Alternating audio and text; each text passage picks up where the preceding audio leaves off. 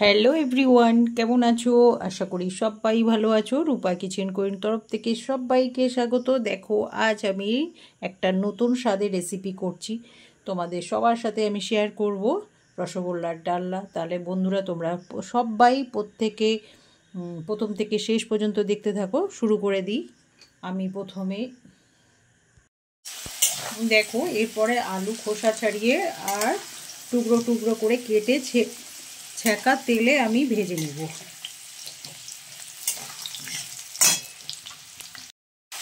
আমি এবার আলুগুলো হয়ে গেছে, আর আলুর মধ্যে একটু লবণ দেব, আর লবণটা দিলে আলুর মধ্যে ভাজাটা ভালো হবে। এবার আমি ফোড়ন দেব কাঁচা লঙ্কা আর তেজপাতা।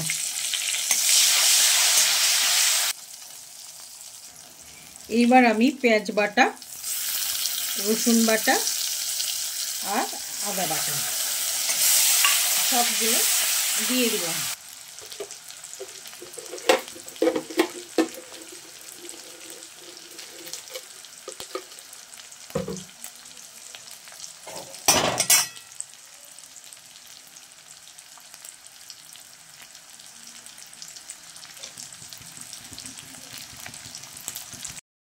এইবার আমি স্বাদ মতন লবণ, চিনি দিলাম, আর একটু দেব লবণ।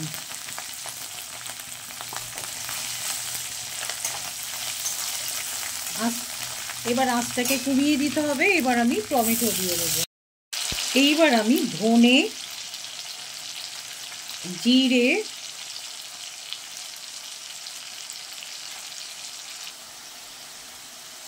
দেখো এই সব রসগোল্লা রেডি করা আছে। এই রসগোল্লা দিয়ে ডালনাটা করব।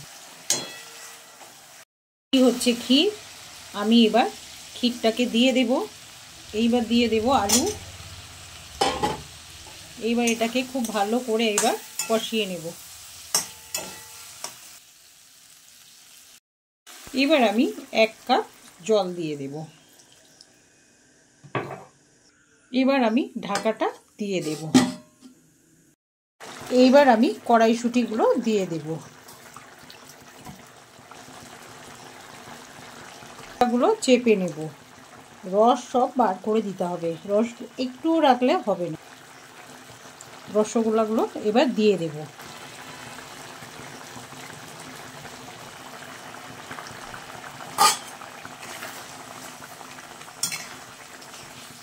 এইবার আমি গরম মশলাটা দিয়ে দেব, বাটারটা দিয়ে দেব। এইবার কসুরি মেথিটা উপর দিয়ে দেব। দেখো, আমার রসগোল্লার ডালনাটা হয়ে গেছে। সব বন্ধুদের সবাইকে বলছি, সবাই একটা করে লাইক কমেন্ট শেয়ার করবে। আর সব বন্ধুদের বলছি, সবাই পাশে থাকবে, সাথে থাকবে। সবাই ভালো থাকবে, সুস্থ থাকবে আর সাবধানে থাকবে। কেমন লাগলো আমার রসগোল্লার ডালনাটা?